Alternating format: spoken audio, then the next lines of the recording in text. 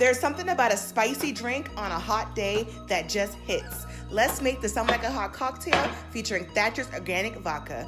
You're gonna get you a habanero pepper, cut and clean it, then drop the pieces into the base of your shaker and use a muddle to release all of those oils and essences from the pepper.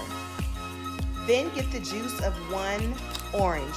This should be about 1 ounce of orange juice. It was so juicy I didn't need to use a C-press. Then get that Blood Orange Liqueur from Thatcher. It's gonna add a nice sweetness to this cocktail. Coconut water is gonna help cool down some of the habanero spice. Then you got that Thatcher's organic vodka to fortify this drink. Shake passionately. Then you want to dress up your cocktail glass by rimming it with habanero lime salt. You just use a little piece of that orange and it will help you apply the salt to the rim. Strain the cocktail mixture into your rocks glass full of ice. Lovingly add your orange slice garnish and enjoy your Something Like a Hot cocktail.